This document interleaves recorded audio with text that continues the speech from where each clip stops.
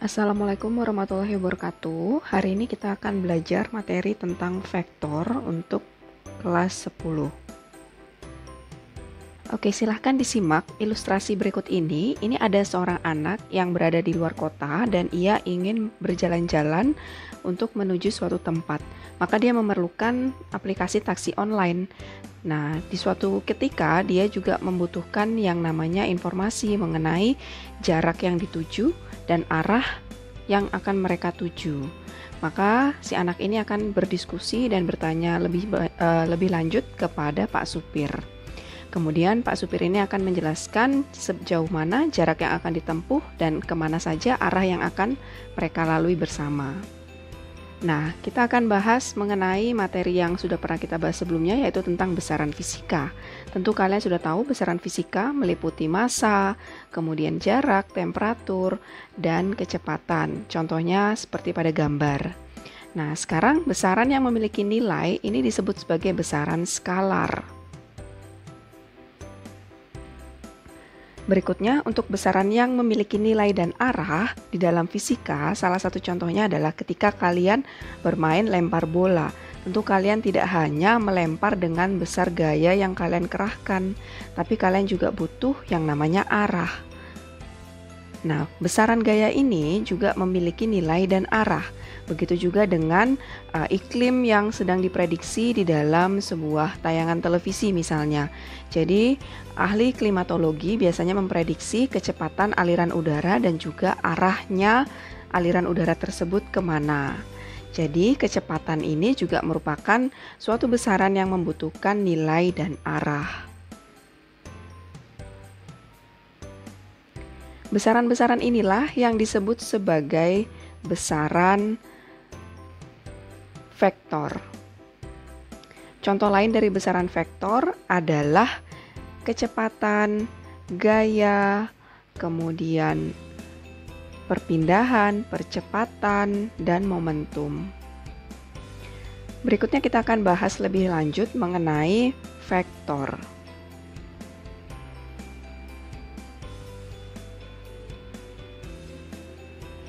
Sekarang kita akan bahas bagaimana cara penulisan notasi di dalam vektor. Yang pertama, notasi vektor bisa ditulis dalam huruf cetak tebal saja atau di atas bagian huruf diberikan tanda anak panah. Contohnya misalkan disajikan vektor AB dan vektor gaya. Misalkan vektor AB, maka di atas huruf A dan B ada arah panah kecil, anak panah. Kemudian vektor gaya itu adalah F, di atasnya F juga diberikan tanda panah. Nah, berikutnya kita juga akan belajar bagaimana cara menggambar vektor menggunakan garis anak panah. Jadi vektor ini identik dengan gambar garis anak panah yang dimulai dari titik pangkal, yaitu kita sebut sebagai titik A, dan juga titik ujung yang kita sebut sebagai arah dari vektor tersebut. Nah, kemudian mulai dari titik pangkal hingga titik ke ujung ini disebut sebagai panjang dari vektor tersebut atau nilai dan besarnya vektor.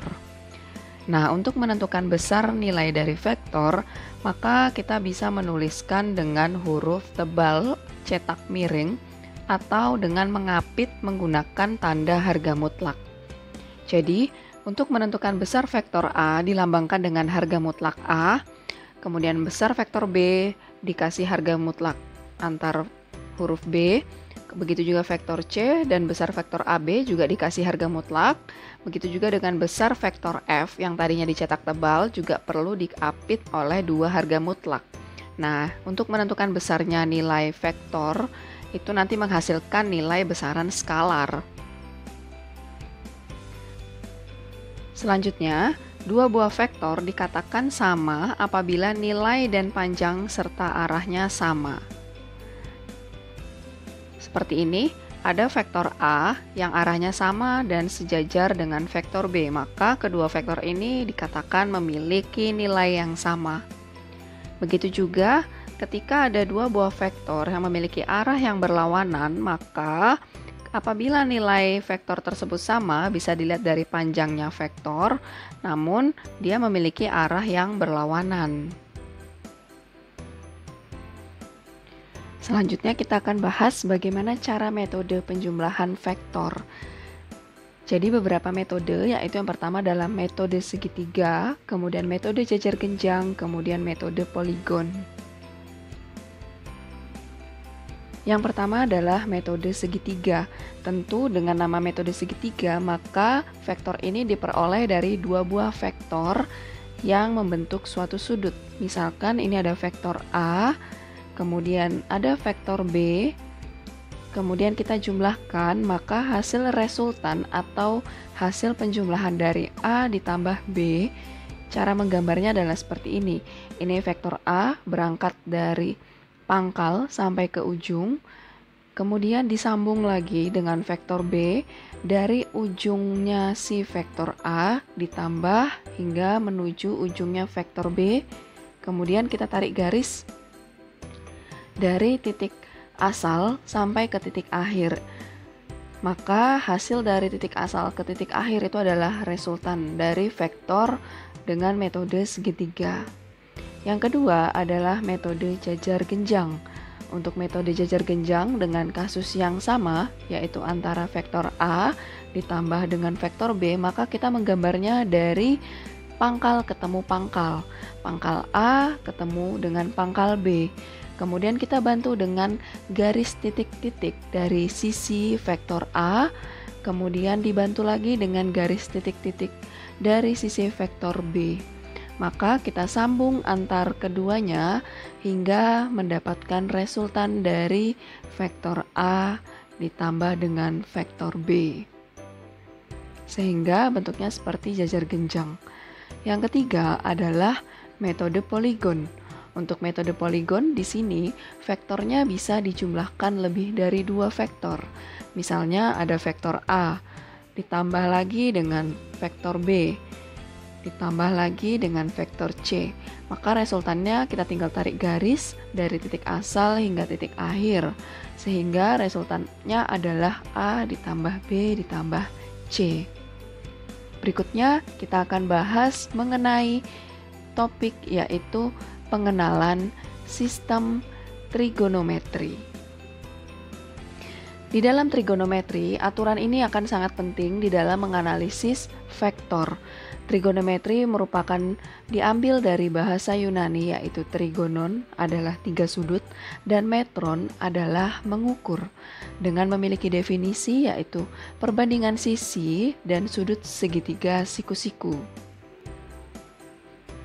Misalnya disajikan segitiga siku-siku seperti ini dengan penulisan sisi dari sudut A, B, dan C. Sudut siku-siku dibentuk antara A, B, dan C. Kemudian ada sudut alfa yang dibentuk antara C, A, dan B. Sudut alfanya di sini. Kemudian di dalam trigonometri akan dikenalkan yang namanya Pitagoras. Aturan Pitagoras adalah B kuadrat sama dengan A kuadrat ditambah C kuadrat. Ini menyesuaikan dari bentuk segitiga kalian masing-masing ya. Jadi B kuadrat adalah sisi miring, yaitu yang sisi sebelah sini. Kenapa ditulis B? Karena dia berhadapan langsung dengan sudut B. Kemudian sama dengan A kuadrat, yaitu di sisi sebelah sini yang tegak. Maka A kuadrat ini diperoleh dari sudut A.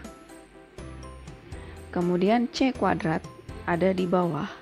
Ini berhadapan langsung dengan sudut C di atasnya, maka kita tulis C kuadrat di sisi yang bawah. Nah, di sini aturan Pitagoras akan berlaku. B kuadrat sama dengan A kuadrat ditambah C kuadrat. Untuk lebih lanjut akan diilustrasikan setelah ini. Oke, sekarang kita akan bahas bagaimana cara menentukan perbandingan dari trigonometri.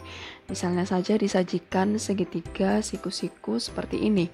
Nah, maka kita perlu yang namanya bantuan sudut theta antara C, A, dan B. Sudut ini akan menentukan perbandingan dari sisi segitiga. Maka sekarang kita akan buat sisi bantu, yaitu di depan sisi A adalah A kecil. Di depannya sudut B adalah B kecil, yaitu B di sisi miring. Di depan sisi C ada huruf C kecil. Nah, sekarang kita bicaranya adalah sisi samping, depan, dan miring terhadap sudut theta. Maka di dalam trigonometri nanti akan dibagi menjadi 3 bagian, yaitu sin, kemudian cos, dan tan. Untuk sin theta ini adalah depan dibagi miring. Sedangkan cos, sedangkan tan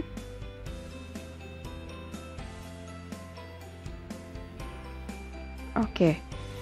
Untuk pembagian dari aturan trigonometri, kita bagi menjadi 3 aturan sudut, yaitu sin theta, cos theta, dan tan theta. Dengan sin adalah perbandingan antara sudut sin theta depan dan miring, yaitu depan dari sin theta adalah A dibagi miringnya adalah B.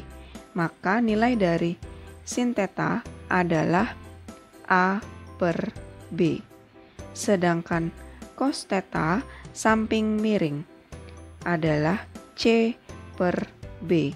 Sedangkan tan theta adalah depan samping, yaitu A per C. Atau kalau kalian mau memudahkan mengingat, nilai dari sin theta ini adalah sin demi depan miring. Sedangkan cos theta adalah cos sami samping miring. Sedangkan tan theta adalah tan desa depan samping. Oke, berikut disajikan tabel sudut istimewa.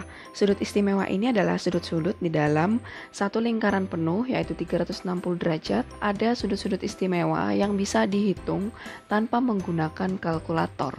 Jadi, selain sudut-sudut istimewa ini tidak bisa dicari dalam perhitungan tabel. Kalian harus menggunakan bantuan kalkulator, yaitu sudutnya adalah 0 derajat, 30 derajat, 37 derajat, 45 derajat, 53 derajat, 60 derajat, 90 derajat, kemudian kelipatannya hingga 360 derajat. Sekarang tinggal kita analisis nilai dari sinus, kosinus, dan tangen. Untuk sin 0 derajat senilai dengan sin 0. Kemudian sin 30 derajat nilainya adalah setengah.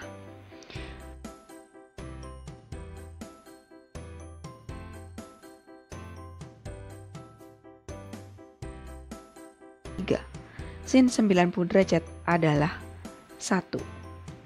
Kemudian kosinus dari 0 derajat kita mundur dari sin 90 derajat. Cos 0 derajat adalah 1. Cos 30 derajat adalah setengah akar 3.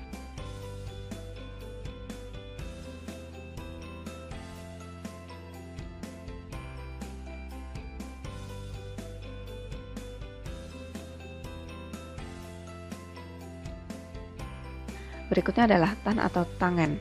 Untuk mencari nilai tan adalah perbandingan antara sin theta dan cos theta.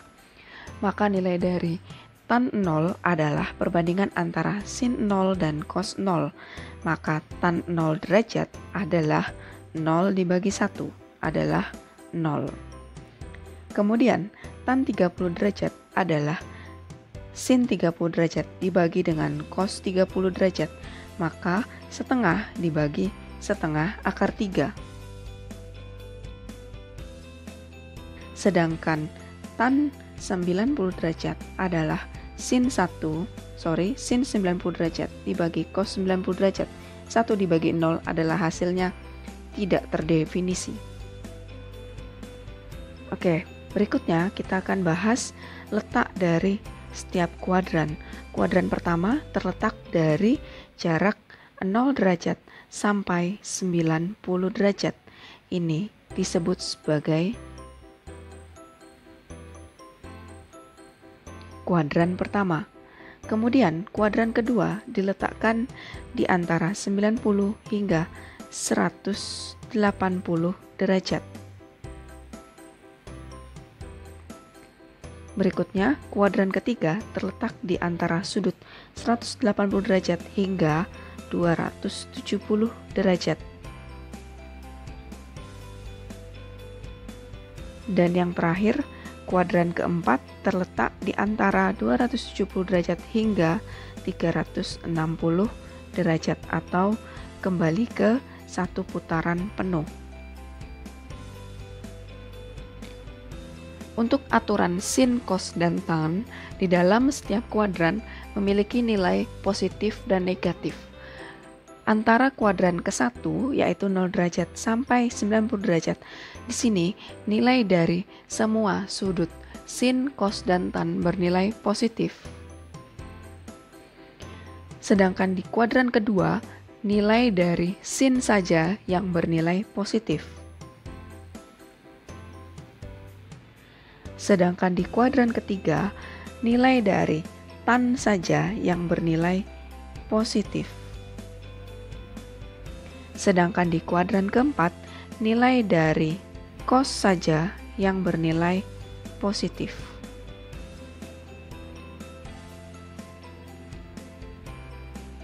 Mencari nilai sudut di antara kuadran kedua, yaitu menggunakan perumusan 180 derajat dikurangin theta. Sedangkan ketika diketahui di soal yaitu sudutnya berada di rentang kuadran ketiga, maka mencari nilai sudut tetanya adalah 180 derajat ditambah theta.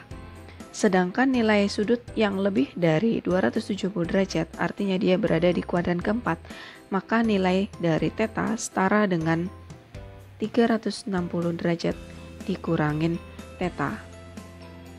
Contoh soal, misalkan diketahui sin 135 derajat, maka nilainya adalah berapa? Ketika kita menggunakan bantuan tabel, maka di sini tidak perlu kita menggambar sampai panjang tabelnya, tapi kalian cukup ingat sin 135 derajat ini berada di kuadran kedua, yaitu rentang 90 sampai 180 derajat. Maka dia berada di kuadran kedua, di mana nilai dari kuadran kedua adalah sin 180 derajat dikurangin theta, sehingga nilainya setara dengan sin 180 derajat dikurangin 135 derajat. Maka nilai dari sin 180 derajat dikurangin 135 derajat adalah sin 45 derajat. Maka sin 45 derajat bisa kita lihat di tabel. Nilainya adalah setengah akar 2. Contoh yang kedua yaitu nilai dari cos 225 atau 225, dan kita analisis bahwa cos 225 ini terletak di kuadran ketiga dan nanti nilainya adalah negatif. Karena apa negatif? Karena yang positif hanya nilai dari tangen. Sehingga kita tinggal melihat bahwa nilai dari cos 225 ini setara dengan 180 derajat ditambah theta, karena di kuadran ketiga rumusannya adalah 180 ditambah theta. Nah, kemudian theta ini adalah selisih dari 225 menuju 180. Artinya nilai dari theta adalah 45 derajat. Maka nilai cos 225 setara dengan cos 45 derajat, yaitu setengah akar 2. Tapi hati-hati, nilainya ada negatifnya, yaitu negatif setengah akar 2. Contoh yang terakhir adalah menentukan nilai dari tan 225. Maka tan 225 ini letaknya adalah di kuadran ketiga dan dia sudah jelas positif. Maka untuk mencari tan 225 setara dengan 180 ditambah theta. Maka nilainya adalah tan 180 ditambah 45 derajat. Maka hasilnya setara dengan tan 45 derajat. Nilai dari tan 45 derajat di tabel adalah 1. Jadi tan 225 adalah 1. Jadi tabel di atas berfungsi untuk sebagai acuan kuadran pertama.